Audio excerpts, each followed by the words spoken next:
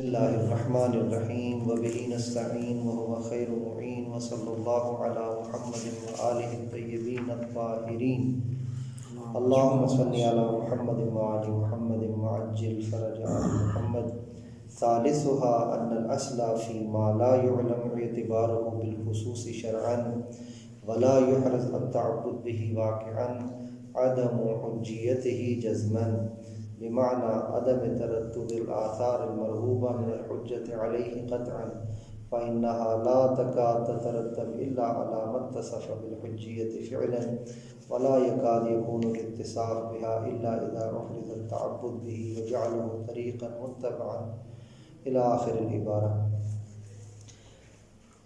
ابتدا میں ظنون کی بحث کی ابتدا میں امارات کی ابتدا میں انہوں نے کہا تھا کہ ہم اس سے پہلے کہ یہ بتائیں کہ کون سا ظن حجت ہے اور کون سا ظن حجت نہیں ہے، کون سی شے جو ہے اس کا تعبد ممکن ہے، تعبد ہے اور کس کا تعبد نہیں ہے، اور کون سے ظنون خاصہ ہمارے لیے قطع کی طرح احکام رکھتے ہیں اور قطع کے لیے طریق بن سکتے ہیں یا کون سے نہیں بن سکتے، کچھ امور کو مقدم کرنا ضروری ہے۔ ان میں سے پہلا امر یہ بیان کیا تھا کہ ہم یہ بتا دیں کہ جو امارت ہے یعنی ظنون خاصہ ہیں ان میں سے جو بھی ثابت ہوئے یا نہ ہوئے اس تک ابھی تک ہم اس تک نہیں پہنچے۔ خبر واحد ہے، اجماع ہے، شہرت ہے، سیرت ہے، اس پر بحث کریں گے کہ ان کی حجیت کی کیا دلیل ہے۔ جو بھی ظنون خاصہ ہیں پہلے امر میں انہوں نے یہ بتایا تھا، آپ کو یاد ہوگا انشاءاللہ مقدمتاً جو کچھ امور ذکر کرنے کہ وہ قطع کی طرح نہیں ہے، یعنی قطع کے احکام اس پر جو ہے وہ لاگو نہیں ہوتے ہیں۔ جس طرح قطع ہے اس طرح امارت نہیں ہے، اس طرح ظنون خاصہ نہیں ہے۔ کیوں بھلا؟ اس لیے کہ قطع کی حجیت ذاتی ہوتی ہے اور امارت کی حجیت جعلی ہوتی ہے، یعنی قرار دی گئی ہوتی ہے۔ جعلی ہمارا اردو والا نہیں، یعنی قرار دی گئی ہوتی ہے۔ اردو والے معنی والا بھی ٹھیک ہے، یعنی ہم نے اس کو قرار دیا ہے نوٹ، یعنی اگر جعلی نوٹ ہو تو امارت قطع کی طرح نہیں ہے، اس کی حجیت ذاتی نہیں ہوتی ہے بلکہ جعلی ہوتی ہے۔ یہ پہلے امر کا خلاصہ تھا۔ دوسرے امر میں بحث یہ تھی کہ جس میں اشکالات ہوئے اور کافی سارے جواب ہوئے، وہ یہ تھا کہ کیا ممکن ہے کہ شارع ہمیں امارت کا پابند کر دے اور امارت کے ہم متعبد ہو جائیں؟ کیا ایسا ممکن ہے یا ممکن نہیں ہے؟ ظن کا پابند کر دے اور ظن بھی ہمارے لیے حجت قرار دے دے۔ امکان میں بحث تھی، تو امکان میں بحث کے پر تین اشکال انہوں نے کیے کہ اجتماع ضدین، طلب ضدین، اجتماع مثلین، مولا کے امر سے کھیلنا، فلاں یہ لازم آتا ہے، وہ لازم آتا ہے، تو اس میں امارت جو ہے اس کا تعبد ممکن نہیں ہے۔ تو اس کے جواب میں مصنف نے جواب دیے تھے، تین جواب دیے تھے۔ بنیادی طور پر دو جواب دیے تھے اور اس کے بعد اس سے ایک تیسرا جواب بھی پھر دینا پڑا تھا۔ شیخ انصاری نے جواب دیا کہ تعبد ممکن ہے اور جو اشکال آتے ہیں ابن عقیبہ وغیرہ کے وہ رد ہیں، مردود ہیں، اس اعتبار سے کہ جو حکم واقعی ہے امارت کے مورد میں، ظن کے مورد میں، وہ حکم انشائی ہے۔ اس کا شیخ نے جواب دیا کہ یہ جواب صحیح نہیں ہے۔ پانچواں جواب وہ بھی کہا کہ صحیح نہیں۔ آج بہرحال تیسرا امر اس اعتبار سے ہے، اس تیسرے امر میں کوئی بہت بڑی جو ہے یعنی دقیق بات نہیں ہے، یعنی اس پورے پیراگراف میں یعنی یہ تیسرا امر دو چیزوں پر مبنی ہے۔ ایک رائے ہے شیخ اخوند خراسانی کی، صاحب کتاب کی، اور ایک رائے ہے شیخ انصاری کی۔ دونوں کی رائے ایک ہی ہے حقیقت میں، لیکن الگ الگ اس لیے مذکور ہے یہاں پر چونکہ ان کی دلیل جدا ہے اور ان کی دلیل جدا ہے۔ شیخ انصاری نے دلیل اور دی ہے اور مصنف نے دلیل اور دی ہے۔ بات صرف ایک ہی ہے کہ جو امارت ہے، جب تک امارت سے ہٹ کر کوئی بھی چیز ظنون خاصہ ہوں، غیر ظنون خاصہ ہوں، جب تک ہمیں اس بات کا علم، قطع اور یقین نہ ہو جائے کہ اس کے لیے حجیت ثابت ہے، ہم اس پر حجیت کے آثار مترتب نہیں کریں گے۔ بس یہ ایک ہی جملہ ہے اور ایک ہی بات ہے جو دونوں بزرگان نے جس پر الگ الگ دلیل دی ہے کہ جو چیز حجت نہیں ہے جس چیز کی حجیت ثابت نہیں ہے، جب تک اس کی حجیت ثابت نہ ہو، اس کی حجیت ہمارے لیے یقینی نہ ہو، جزمی نہ ہو، ہم اس پر وہ آثار مرتب نہیں کریں گے جو حجت کے آثار ہوتے ہیں۔ یعنی آثار کون سے ہیں؟ جس کے بارے میں ہمیں قطع ہوتا ہے۔ قطع کے آثار کیا ہوتے ہیں؟ قطع کے آثار ہیں کہ جس حکم کے بارے میں قطع ہوتا ہے تو وہ منجز بھی ہے۔ قطع میں حکم، قطع کا اثر کیا ہوتا ہے؟ اس کا حکم کا اثر ہوتا ہے کہ قطع منجز بھی ہوتا ہے اور قطع معذر بھی ہوتا ہے۔ تو یہ منجزیت اور معذریت والے آثار ہم اس پر نہیں صادر کریں گے، اس پر نافذ نہیں کریں گے، اس پر لاگو نہیں کریں گے جن کے بارے میں ہمیں یقین نہیں ہے، قطع نہیں ہے کہ یہ حجت ہے ہمارے لیے فعلی طور پر۔ اور کن چیزوں کے بارے میں ہمیں یقین جو ہے وہ حجت ہونے کا علم نہیں ہوتا، یقین نہیں ہوتا؟ جن کا حجت ہونا شارع کی طرف سے ثابت ہونے کا ہمیں علم نہ ہو، جن کی حجیت کا علم نہ ہو، ان کی عدم حجیت کا علم شمار کیا جاتا ہے۔ یعنی جن کی حجیت کا علم نہیں ہے، اس کا مطلب یہ ہے کہ قطعاً وہ حجت نہیں ہے۔ یہ بات کیسے سمجھی کہ جس کی حجیت کا علم نہیں ہے قطعاً وہ حجت نہیں ہے؟ کہتے ہیں یہ اصل عقلی سے سمجھیے۔ عقل کی اصل یہ ہے کہ جس کے بارے میں پتہ نہ ہو کہ شریعت نے اس کو خاص طور پر معتبر قرار دیا ہے، حجت قرار دیا ہے اور اس کا متعبد قرار دیا ہے، جب تک یہ اس بات کا علم نہ ہو تو ہمیں یقین ہوتا ہے کہ یہ چیز حجت نہیں ہے۔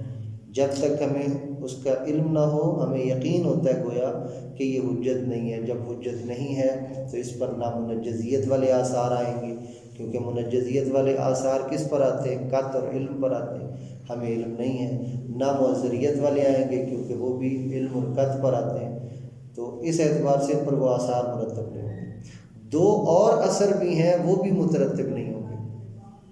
دو اور اثر کون سے ہیں؟ ہم نے پیچھے پڑھا تھا، ایک تجری ہے اور ایک انقیاد ہے۔ تجری اور انقیاد کے بارے میں بھی ہم نے پیچھے پڑھا کہ جہاں قطع آتا ہے، جہاں علم ہے، تو علم کے مطابق عمل کرنا ضروری ہے، علم کے مطابق جو ہے امتثال کرنا ضروری ہے۔ اگر ہم علم اور قطع کے مطابق عمل نہیں کرتے ہیں، قطع کی مخالفت کرتے ہیں، تو ولو واقع میں وہ مخالفت نہ ہو اور ہمارا جو وہ قطع ہے وہ واقع کے خلاف نکل آئے، قطع واقع کے خلاف نکل آئے۔ آپ جانتے ہیں کہ تجری اور انقیاد کہاں ہوتا ہے؟ جہاں قطع واقع کے خلاف نکل آئے، خود قطع واقع کے خلاف نکل آئے تو یہاں یا تجری ہے یا انقیاد آتا ہے۔ انقیاد یعنی قہری اطاعت، قہری طور پر اطاعت ہو گئی ہے، ٹھیک ہے۔ قطع واقع کے خلاف نکل آیا اور قہری طور پر جو ہے وہ اطاعت ہو گئی۔ انقیاد میں اتنی مشکل نہیں ہے، لیکن جو تجری ہے اس میں بحث ہے۔ یعنی قطع تھا اس بات کا بندے کو کہ یہ جو سامنے شے پڑی ہے، تجری کو تھوڑا ہلکا سا تذکر کروا دیتا ہوں کہ اس گلاس میں جو شے پڑی ہے یہ شراب ہے، اسے اس بات کا قطع تھا۔ اب قطع کا تقاضا کیا ہے؟ اس کی تکلیف شرعی کیا ہے؟ اس کے لیے تکلیف شرعی یہ ہے کہ اس سے اجتناب کریں، یہی اس کی تکلیف شرعی تھی۔ لیکن اس نے قطع کے مطابق عمل کرتے ہوئے اس سے اجتناب نہیں کیا، اس کا ارتکاب کر لیا۔ جب ارتکاب کیا ہے تو یہ جو واقع میں دیکھا تو وہ پیپسی تھی، تو قطع جو تھا یہ مخالف نکل آیا ہے، قطع خلاف نکل آیا، تو یہاں قطع خلاف نکل آیا ہے، لیکن اس نے جو قطع کی مخالفت کی ہے ولو قطع خلاف نکل آیا ہے، لیکن اس کے باوجود اس نے جو مخالفت کی ہے یہ اس قطع کے اثر کی مخالفت ہے۔ قطع کے اثر کی مخالفت کس اعتبار سے؟ قطع کے ذریعے اس کی تکلیف منجز تھی اور اس کو چاہیے تھا کہ اس سے اجتناب کرتا، اس نے اس اپنی تکلیف کی اور قطع کی مخالفت کی ہے، اس وجہ سے اس کو متجری کہا جاتا ہے۔ بعض نے کہا استحقاق عقاب ہے اور بعض نے کہا استحقاق عقاب نہیں ہے۔ شیخ انصاری نے کہا استحقاق عقاب نہیں ہے، مصنف نے کہا کہ وہ مستحق عقاب بھی ہے۔ اسی طرح انقیاد بھی ہے، ٹھیک ہے، اسی طرح انقیاد بھی ہے۔ مثلا کیا ہے؟ اس نے اپنے قطع کے مطابق عمل کیا ہے، قط کے مطابق عمل کیا. جو قط کے مطابق عمل کر رہا ہے ٹھیک ہے وہ واقع کے خلاف نکل آیا ہے، اور واقع کے خلاف جب نکلا تو وہ اتفاقاً اطاعت ہو گئی ہے. یعنی جو کچھ یہ سمجھ رہا تھا اس نے اس کے مطابق عمل کیا، لیکن یہ اس کا عمل غلط تھا. یہ جو کر رہا ہے یہ عمل اس کا غلط تھا، لیکن وہ نہیں جانتا تھا کہ جو کر رہا ہوں یہ غلط کر رہا ہوں. وہ اپنے قط کے مطابق ہی عمل کر رہا تھا، قط کے مطابق ہی عمل کر رہا تھا، لیکن قط واقع کے خلاف نکل آیا، اور جو کچھ اس نے کیا ہے وہ اطاعت شمار ہو گئی. وہ اطاعت یعنی وہ واقع کے یعنی قط واقع کے یعنی قط مخالف نکلا ہے. جس چیز کا اس کو قط تھا وہ قط صحیح نہیں تھا، لیکن جو کچھ اس نے کیا ہے وہ صحیح ہے. جو کچھ اس نے عمل انجام دیا ہے وہ صحیح ہے. جیسے کہتے ہیں یہ بھی ایک قسم کی اطاعت ہے، یہ بھی ایک قسم کی اطاعت ہے. مثلا ایک آدمی فرض تمثیلاً کہہ رہا ہے، ایک آدمی جو ہے گیا ہے کربلا گیا ہے، فرض کرے قصد کا اس سے تعلق نہیں، ویسے ایک جہت سے کربلا گیا ہے، زیارت کرنے کے لیے گیا. اتفاقاً اس وقت وہ شب جمعہ بھی تھی، تو کیا اسے شب جمعہ کا ثواب ملے گا یا نہیں ملے گا؟ کیونکہ اس کا قصد تو نہیں ہے، ارادت نہیں ہے ٹھیک ہے. اتفاقاً ایسا ہے، وہ سمجھ رہا تھا آج بدھ کی رات یا جمعرات کی رات، تو وہ جمعہ کی رات تھی. اسی طرح قط اس کو کسی اور چیز کا تھا، واقع کے مطابق نکلا ہے، تو کیا اس کو بھی وہی ثواب ملے گا جو لیلۃ الجمعہ کی زیارت کا ملتا ہے یا نہیں ملے گا؟ بہرحال انقیاد اسے کہتے ہیں. تو تجری اور انقیاد والے احکام بھی اس پر جو ہے وہ مترتب نہیں ہوں گے جس کی فعلی حجیت موجود نہیں ہے. اس کا مطلب کیا ہے؟ آپ اس کی مخالفت کریں، آپ اس پر عمل نہ کریں، اس کو اپنے لیے منجز نہ سمجھیں، وہ آپ کی تکلیف نہیں ہے، اس کی مخالفت ہو سکتی ہے. واضح؟ یہی اس کے یعنی 4 آثار ہیں: منجز ہونا، معذر ہونا، اور اس کی مخالفت سے تجری لازم آنا یا انقیاد. یہ چاروں کے چاروں اثر اس پر نہیں آتے جب تک کہ اس بات کا علم نہ ہو کہ اس کو شریعت نے جو ہے وہ ضروری اور واجب قرار دیا ہے، یعنی اس کو ہمارے لیے جو ہے حجت قرار دیا ہے. حجیت فعلی جب تک ثابت نہ ہو تب تک وہ ہمارے لیے ضروری نہیں ہے. جب تک شک ہے، علم نہیں ہے اس کے تعبد کا، تو شک کی صورت میں ہم اس کو اپنے لیے قط کی طرح، علم کی طرح نہیں مانیں گے، بلکہ اس بات کا ہمیں قط ہوگا کہ یہ ہماری حجت نہیں ہے. ثالثھا ان الاصل، بالکل آسان سے مشکل نہیں ہے، ان الاصل فی ما لا يعلم اعتبارہ. اصل تیسرا امر یہ ہے کہ اصل اس مورد میں کہ ما لا يعلم اعتبارہ بالخصوص شرعا، کہ جس کے بارے میں علم نہ ہو یعنی یا شک ہو، جہالت ہو، جس کے بارے میں علم نہ ہو، کیا کہ اعتبار ہو کہ اس کو وہ معتبر ہے، جس کے اعتبار کا علم نہ ہو، بالخصوص خاص طور پر شرعاً شرعی اعتبار سے، کہ شریعت نے اس شے کو بالخصوص معتبر قرار دیا ہے، یعنی حجت قرار دیا ہے. جب تک کسی چیز کے بارے میں ایسا اس کے معتبر ہونے کا علم نہ ہو تو اصل اس میں کیا ہے، یہ جو ہے 2 3 4 لفظ چھوڑ کے عدم حجیت ہی جزمن. اصل یہ ہے، یعنی ولا یورد تبت بواقع کو چھوڑ کر ان الاصل، یہ اس کی خبر ہے کہ عدم حجیت ہی جزمن. اصل اس میں یہ ہے کہ وہ شے جزمن اور یقیناً اور قطعاً حجت نہیں ہے. اصل کون سی ہے؟ یہ اصل، اس اصل سے مراد عقلی اصل ہے. یہ کوئی اصل وہ والی اصل نہیں ہے جیسے وہ اصول عملیہ میں اصل ہوتی ہے. عقل یہ کہتی ہے، یعنی انسان کی عقل یہ کہتی ہے جب تک کسی چیز کے حجت ہونے کے بارے میں علم اور یقین اور قطع نہ ہو تو ہمیں اس بات کا قطع ہوتا ہے، یقین ہوتا ہے کہ یہ ہماری حجت نہیں ہے. جب تک اس کی حجت ہونے کا ہمیں یقین نہ ہو جائے، پتہ نہ چل جائے کہ شارع نے اس کو معتبر قرار دیا ہے، وہ ہمارے لیے کوئی حیثیت نہیں رکھتا، ہمارے لیے وہ حجت نہیں ہوتی چیز. مثلا جیسے اصحاب ہے، اصحاب میں سے جتنے مرضی صحابی ہماری نظر سے گزر جائیں، لیکن جب تک کہ ہمیں کسی صحابی کے اتھینٹک ہونے کا، معتبر ہونے کا مثلا پتہ نہ ہو، تب تک کیا ہے ہمارے لیے اس کی عدم حجیت کا ہمیں جزم قطع. لیکن اگر پتہ چلتا ہے کہ فلاں صحابی اس کی بات ہماری ہی بات ہے، مثلا یونس ابن عبد الرحمن ہے یا مسلم ہے، زرارہ بن عیون ہے، عمران ہے، ٹھیک ہے، بسلط ہے، یہ ان کی بات ہماری بات ہے، تو اب اس کی حجیت پر دلیل ہے ہمارے پاس، اب اس میں ہمیں شک نہیں ہے، یہ اس مورد میں سے نہیں ہے کہ ما لا یعلم اعتبار ہو، کہ جس کے معتبر ہونے کا ہمیں پتہ نہیں، یہ ہمارے حق میں نافذ ہے اور یہ حجت ہے یقیناً۔ اب کون سی حجت ہے اور کس کس کو حجت قرار دیا وہ ضرور بعد میں بتائیں گے۔ اصل اور قاعدہ یہ ہے کہ جب تک شرعی اعتبار کا علم نہ ہو عدم حجیت ہی جزماً اس شے کی عدم حجیت ہوتی۔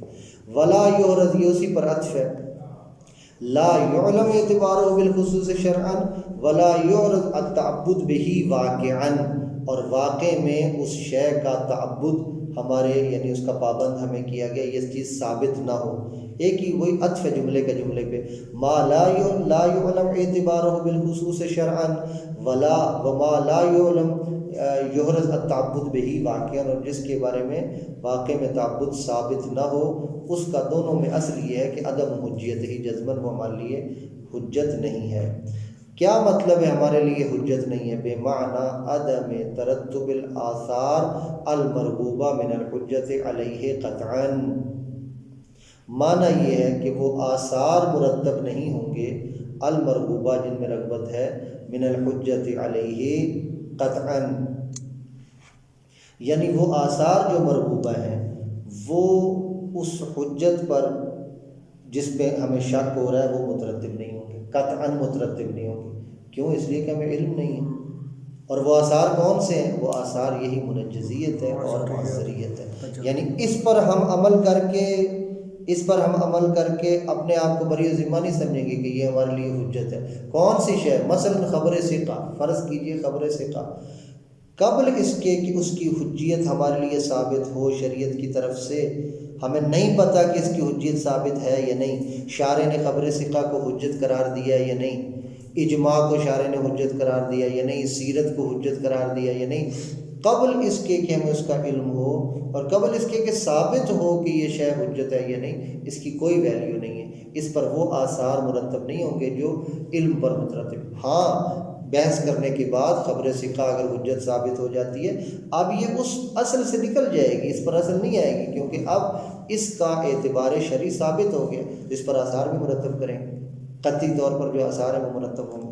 فَإِنَّهَا یعنی ان الآثار، کیونکہ یہ جو آثار ہیں لا تکاد تترتب الا متصف بالحجیت فعلا، یہ مترتب نہیں ہوتے مگر اس پر کہ جو فعلا حجیت کے ساتھ متصف ہو، فعلا حجیت کے ساتھ متصف ہو، اور جس کی ہمیں حجیت کا علم ہی نہیں ہے، جس کے معتبر ہونے کا اور تعبد کا ہمیں پتہ ہی نہیں ہے، جانتے ہی نہیں ہے، ثابت ہی نہیں ہے ہمارے لیے، اس پر ہم یہ آثار کیوں مرتب کریں گے؟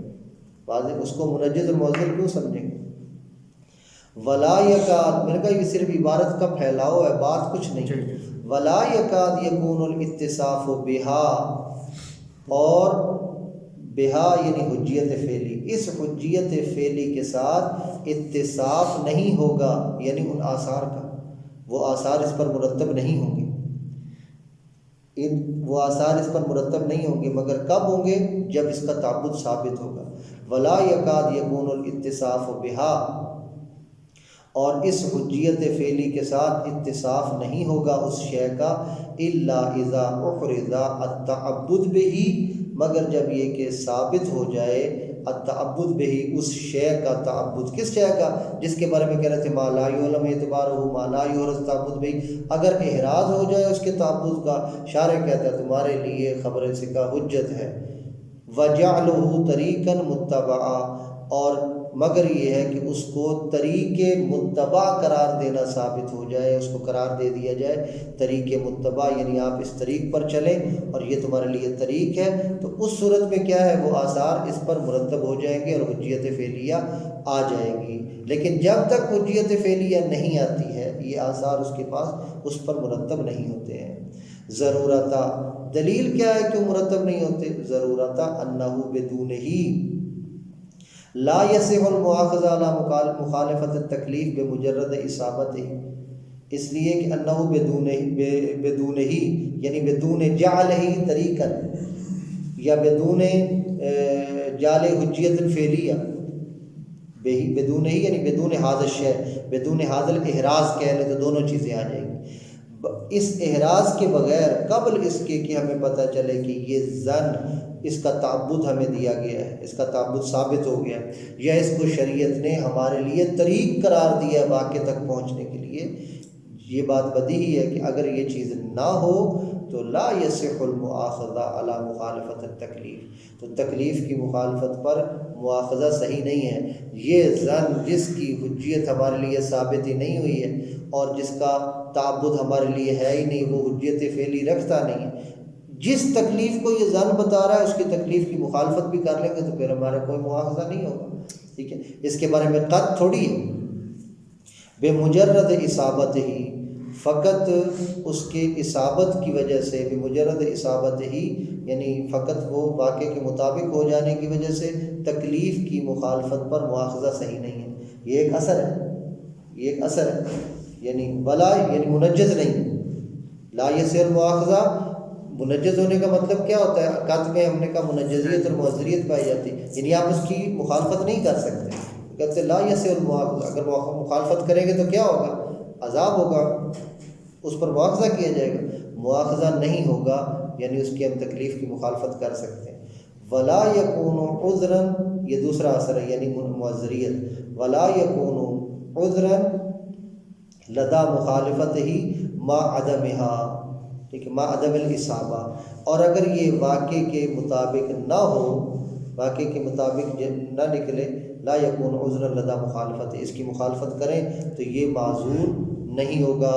اب ما عدمها، ما عدم الاصابت، یعنی ہم واقع کے مطابق ہو یا واقع کے مطابق نہ ہو، اس پر منجزیت اور معذریت والے آثار مرتب نہیں ہوں گے، جیسے قط پر ہوتے تھے۔ قط اگر واقع کے مطابق ہے تو اس پر آثار مرتب یعنی وہ قابل قبول ہے، اگر واقع کے خلاف نکل آیا تو معذر تھا، ہمیں اللہ کی بارگاہ میں عذاب سے بچاتا تھا کہ قط تھا، اس میں ایسی کوئی چیز نہیں ہے۔ ولا یکون عذرا لدا مخالفت ما عدم الاصابت، یہ تیسرا اثر، ولا یکون مخالفتہ تجریا،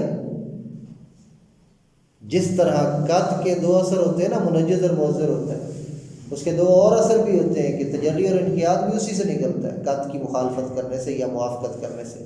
قط کی موافقت کی ہے اور واقع کے خلاف قط نکل آیا ہے، اور قط کی مخالفت کی ہے، قط کی مخالفت کی ہے، واقع کے خلاف نکل آیا، قط کی موافقت کی ہے اور واقع کے خلاف نکل آیا، اسے انقیاد کہتے ہیں آخری والے کو، تو وہ دو اثر بھی اس پر نہیں ہوں گے۔ ولا یکون مخالفتہ تجریا، اور اس کی مخالفت یعنی جس کا تعبد ثابت نہیں ہے، جس کا طریق ہونا ثابت نہیں ہے، اس کی مخالفت تجری بھی نہیں ہوگی۔